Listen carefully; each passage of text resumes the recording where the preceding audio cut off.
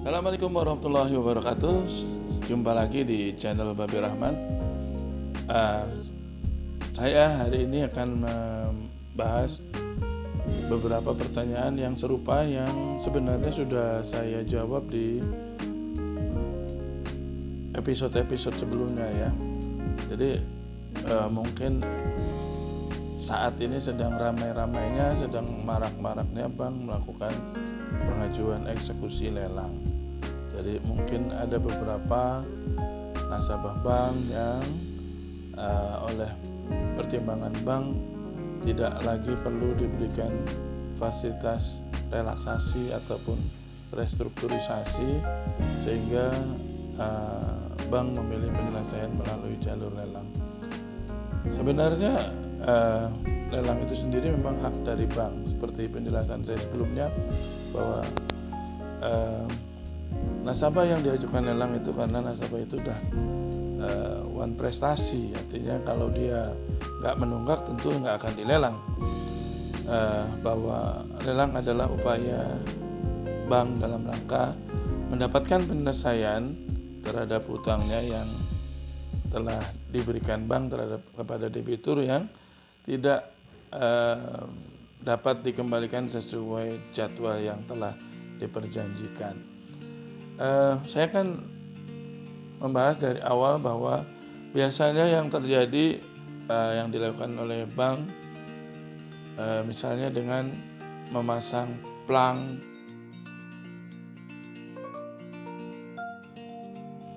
ataupun menyemprot dengan pilok gitu di tembok agunan.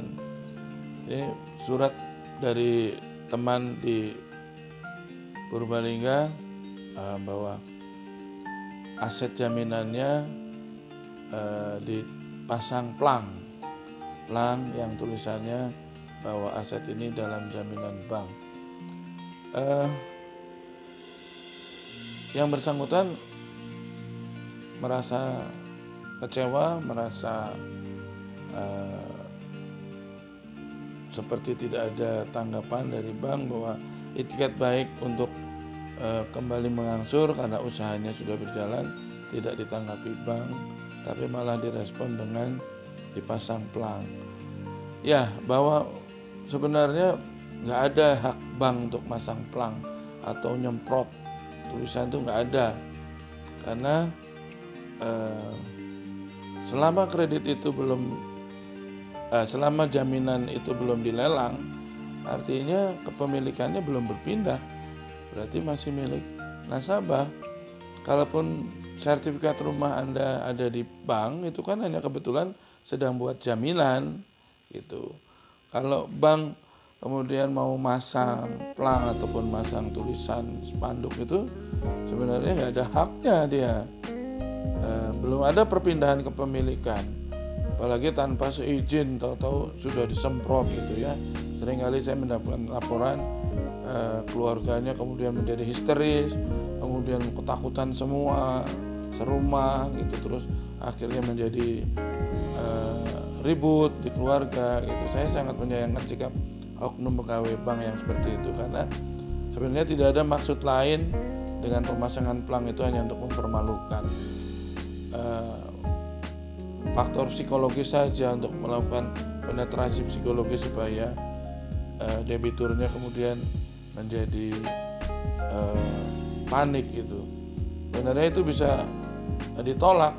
Jadi kalau ada orang bank mau melakukan penyemprotan ataupun mau masang plang, tolak, nggak ada haknya. Jadi mereka biasanya itu improvisasi orang di lapangan aja, petugas di lapangan dalam rangka untuk mendapatkan setoran gitu. Kadang-kadang pimpinan juga nggak tahu seperti itu. Jadi tolak saja. Kalau mereka rombongan ya harus berani menolak, itu nggak ada dasarnya. Jadi selama belum ada lelang ya mereka hanya bisa menagih gitu, tidak bisa lebih daripada itu. Bahkan ada beberapa laporan yang masuk ke saya, petugasnya sampai ngajarin supaya motornya atau mobilnya digadaikan agar bisa ngangsur bulan ini gitu. Itu juga jangan mau ya seperti itu ya, karena Anda akan bikin blunder sendiri. Bulan ini Anda ngangsur dengan cara menggadaikan motor atau mobil, bulan depan mau apa lagi? Itu kalau memang nggak mampu ngangsur ya sudah, stop, jangan dipaksakan. Jadi kalau Anda sudah nggak bisa ngangsur karena dari hasil usaha sudah tidak memungkinkan, jangan dipaksakan gitu. Dinegosiasi. Di episode sebelumnya ada cara-caranya, atau mungkin nanti juga di episode ke depan saya akan ulas lagi cara-cara negosiasinya. Seperti itu. Selanjutnya terhadap bila bank saat ini akan mengajukan Anda ke lelang. Ya, tadi di muka saya sampaikan bahwa lelang adalah hak bank dalam rangka untuk mendapatkan pelunasan atas kreditnya yang telah diberikan kepada kita ya. Nah, tentu bank punya pertimbangan kenapa Anda harus diajukan melalui penyelesaian lelang. Sebenarnya lelang adalah upaya terakhir ketika bank tidak lagi melihat adanya kemampuan membayar nasabah dari hasil usahanya, dan ketika bank menganggap bahwa aset jaminannya adalah solusi penyelesaiannya, maka baru bank akan melakukan lelang. Jadi memang kenyataan di lapangan petugas penagih bank di lapangan memang seringkali bicara tentang lelang ya, tapi sebenarnya itu cuman lebih banyak untuk nakut-nakuti, karena pilihan lelang itu juga bukan pilihan yang menarik buat bank. Bank akan mengeluarkan biaya lagi untuk mengajukan lelang. Bila terpaksa Anda diajukan lelang, tentu bukan berarti akhir dari segalanya, karena lelang itu juga ada proses ya, nggak seketika langsung tiba-tiba ada pemberitahuan lelang, pasti ada proses SP1, SP2, SP3. Nah, kalau saat ini Bapak Ibu sudah mendapatkan SP1, SP2, SP3 ya memang harus berhati-hati. Sudah pernah saya jelaskan bahwa yang namanya lelang itu rugi buat kita ya, buat debitur tuh ruginya 3. Pertama, pasti yang namanya lelang harganya di bawah harga pasar. Yang kedua, reputasi, harga diri. Terus yang ketiga, kalau Anda dilelang maka Anda harus bayarkan semua kewajibannya, dari pokok hutang, bunga, denda, dan biaya-biaya lelang. Jadi hindari lelang. Kalau memang indikasinya bank tidak lagi bisa dinego dengan misalnya mengangsur kembali, tidak mau restrukturisasi, ya siapkan perlawanan gitu. Jadi kalau Anda diajukan lelang, ya Anda ajukan gugatan, cari poin-poin yang bisa dijadikan dalil gugatan. Nggak perlu harus pakai pengacara, ya mudah saja. Nyari contoh di Google itu banyak contoh-contoh gugatan. Masukkan materi misalnya, apakah Anda pada saat realisasi kredit dulu diberikan salinan perjanjian kreditnya. Itu kalau nggak diberi dia bisa jadi dalil gugatan. Kemudian apakah Anda dulu diberikan salinan sertifikat hak tanggungan atau sertifikat fidusia. Bila jaminannya kendaraan bergerak, barang bergerak, itu sertifikat fidusia. Kalau jaminannya benda tidak bergerak, misalnya rumah, toko, dan sebagainya, itu sertifikat hak tanggungan. Itu juga hak bagi nasabah. Kemudian apakah Bapak Ibu mendapatkan penjelasan yang cukup mengenai perjanjian kreditnya itu sendiri, misalnya suku bunganya, kemudian jatuh temponya, cara pembayarannya, dan sebagainya.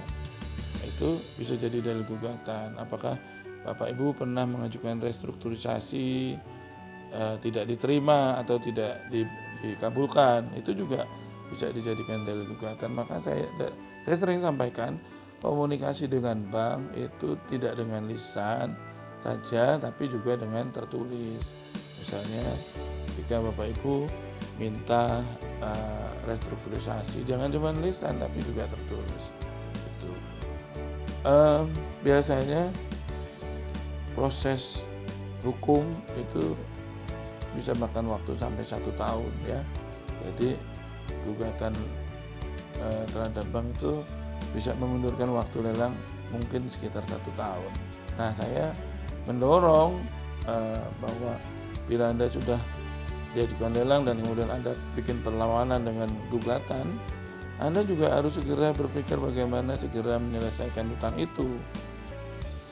Karena gugatan itu hanya sekedar mengulur waktu. Gugatan itu tidak bisa menghapuskan lelang itu sendiri, karena lelang itu adalah hak dari bank.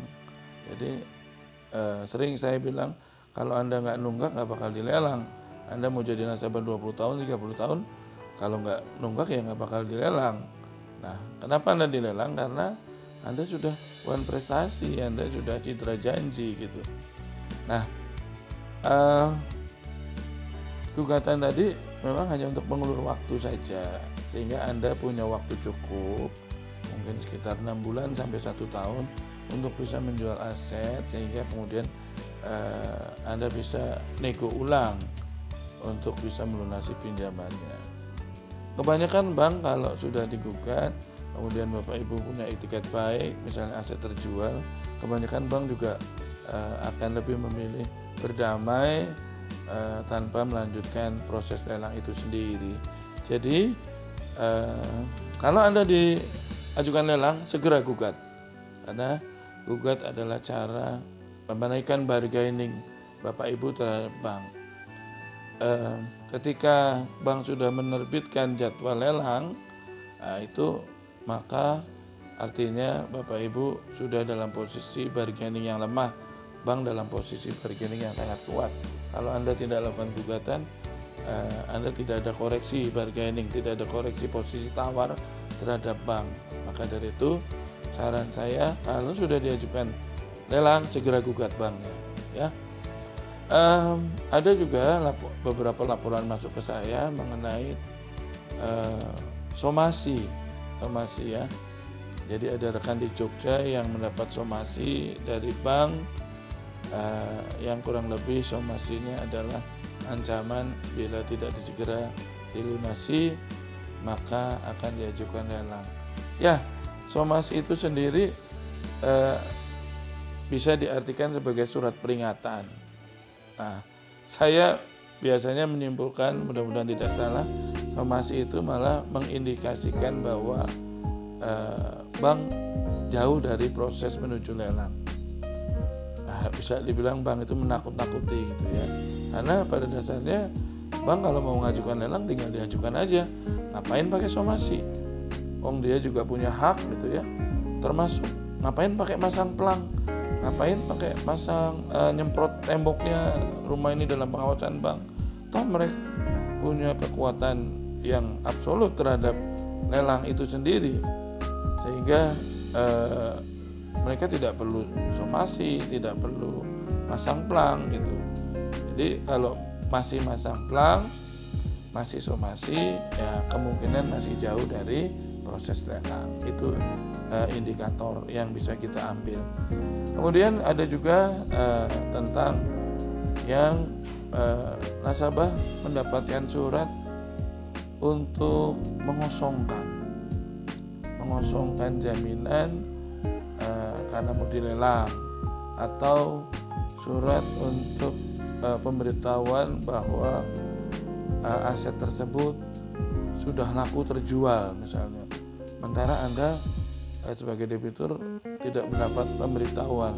Jangan mau pergi, abaikan seperti itu. Tadi di muka saya sudah jelaskan, selama belum ada pemenang lelang maka belum beralih pemilikannya, nggak perlu mengosongkan, nggak perlu pergi dari rumah gitu ya. Biarkan aja itu. Tetap saya bilang sebagai cara-cara untuk menakut-nakuti Bapak Ibu aja, supaya Bapak Ibu punya perhatian segera melunasi utangnya. Kalau terhadap tadi yang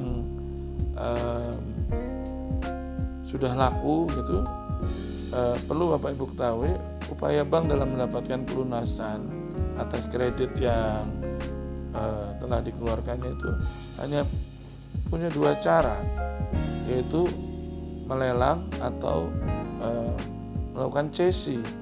Atau cesi itu mengalihkan tagihan. Jadi bank punya tagihan kepada Bapak Ibu sebagai debitur yang macet, kemudian hak tagihnya dijual kepada pihak ketiga. Nah, yang bisa dilakukan seperti itu. Bank tidak boleh mengambil alih jaminan yang ada menjadi miliknya gitu dalam rangka mendapatkan pelunasannya. Itu tidak boleh, itu melanggar.